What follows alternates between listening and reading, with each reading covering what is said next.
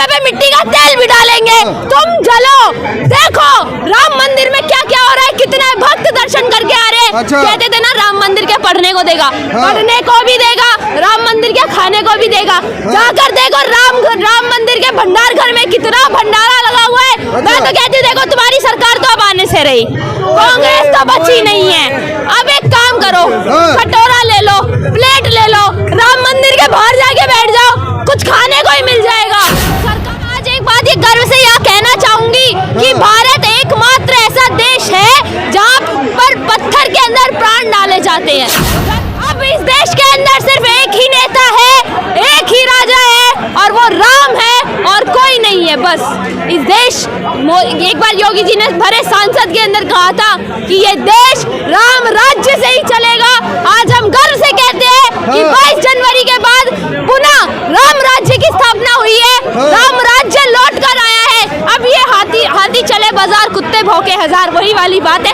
ये कुत्ते भौंके तो भौंके, अब किसी को कोई फर्क नहीं पड़ता। हमारे प्रभु स्वामी प्रसाद मौर्य का एक बार फिर कुछ ऐसा वक्तव्य आता है, इसके बाद से पूरे देश में चर्चा चला है। ऐसे में अभी हमारे साथ देश की शेरनी मेघा जी है, क्या सोचते हैं? देखिए स्वामी प्रसाद मौर्य, ये मैं कहना चाहूंगी ये सिर्फ नाम के ही स्वामी है। इनकी खुद की बेटी तो जाके बीजेपी की सांसद बनी हुई है। जिनका अपने बच्चों के ऊपर कंट्रोल नहीं है, वो चाहते कि हम देश के ऊपर कंट्रोल ले, तो ये ख्याली पुलाव जो पका रहे हैं इनको पकाने दीजिए। वो तो कह रहे हैं कि अगर पत्थर के मूर्ति में प्राण डाला जाए तो जो इंसान दुनिया त्यागने वाला है उसमें प्राण डाल दो। देखिए ये पढ़े लिखे गवार लोग हैं जो सत्ता में जाकर बैठे हुए हैं, जो राजनीति में बैठे हुए हैं। इन्हें कुछ नहीं पता है हिंदू संस्कृति क्या है, हमारे धार्मिक ग्रंथ क्या कहते हैं। प्राण प्रतिष्ठा का मतलब होता है जीवन की स्थापना, प्राण का मतलब जीवन, प्रतिष्ठा का मतलब स्थापना, यानी कि जीवन की स्थापना की जा रही है। वहाँ पर मूर्ति के अंदर प्राण डाले जा रहे हैं। मैं आज एक बात ये गर्व से यह कहना चाहूंगी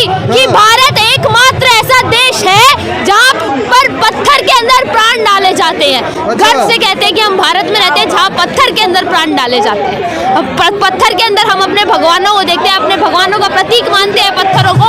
हम उन पत्थरों की भी पूजा करते हैं, हम धरती की भी पूजा करते हैं, जल की भी पूजा करते हैं, वायु की भी पूजा करते हैं। किस किस के ऊपर सवाल उठाएंगे ये पढ़े लिखे गवार? मैं ये कहना चाहूंगी ये भोंकते हैं, भोंकने दीजिए। पढ़े लिखे गवार कर रहे हैं, इतने बड़े नेता है सब। अरे नेता होंगे अपने वहाँ के होंगे।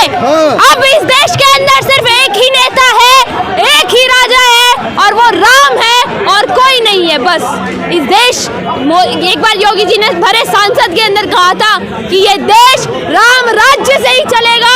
आज हम गर्व से कहते हैं कि 22 जनवरी के बाद पुनः राम राज्य की स्थापना हुई है, राम राज्य लौट कर आया है। अब ये हाथी चले बाजार, कुत्ते भौंके हजार, वही वाली बात है। ये कुत्ते भौंके तो भौंके, अब किसी को कोई फर्क नहीं पड़ता। हमारे प्रभु श्री राम लौट आए हैं, इससे बड़ी खुशी की बात हमारे लिए और कुछ नहीं हो सकता। आखिरकार स्वामी प्रसाद मौर्य की ऐसी कौन सी मजबूरी है कि सनातनी के ऊपर ही सिर्फ इस तरीके के बयान? मजबूरी है ना सर, देखिए इन्हें पता है कि अब राम मंदिर उद्घाटन के बाद में राम नाम की जो बहार है और 2024 में जो मोदी की सरकार है उसे आने से कोई नहीं रोक सकता है। तो बिलबिलाएंगे तो सही, देखिए जले पे नमक छिड़क रहे हैं। अब पहले दिन ही राम मंदिर का उद्घाटन होते ही 5 लाख से ज्यादा भक्त लोग वहाँ पर पहुँच गए दर्शन करने के लिए। तो इनके जले पे नमक छिड़के जा रहे हैं हम लोग, और छिड़केंगे, मिर्ची भी छिड़केंगे, सब कुछ छिड़केंगे, इनके जले पे मिट्टी का तेल भी डालेंगे। तुम जलो। देखो राम मंदिर में क्या क्या हो रहा है, कितने भक्त दर्शन करके आ रहे हैं। कहते थे ना राम मंदिर के पढ़ने को देगा, पढ़ने को भी देगा, राम मंदिर के खाने को भी देगा। जाकर देखो राम मंदिर के भंडार घर में कितना भंडारा लगा हुआ है। मैं तो कहती देखो तुम्हारी सरकार तो अब आने से रही, कांग्रेस तो बची नहीं है। अब एक काम करो, कटोरा ले लो, प्लेट ले लो, राम मंदिर के बाहर जाके बैठ जाओ, कुछ खाने को ही मिल जाएगा। सरकार तो मिलेगी नहीं। इतने बड़े नेता के ऊपर इस तरीके के इतने बड़े नेता पे नहीं, सिर्फ इस नेता पे नहीं, मैं पूरे विपक्ष को कह रही हूँ, हर राम विरोधी को कह रही हूँ, एक कटोरा लेके जाओ, राम मंदिर के आगे बैठ जाओ, खाने को ही मिल जाएगा, क्योंकि उसके अलावा तुम्हें बहुत कुछ नहीं। इस तरीके से आपने सुने लोगों का जो अपने राय था, वो अपना विचार रखे। फिलहाल इस वीडियो के बारे में आपका प्रतिक्रिया क्या कहता है नीचे कमेंट में लिखते हुए जाएगा। मिलते किसी अन्य खास खबरों के साथ, तब तक के लिए जय हिंद।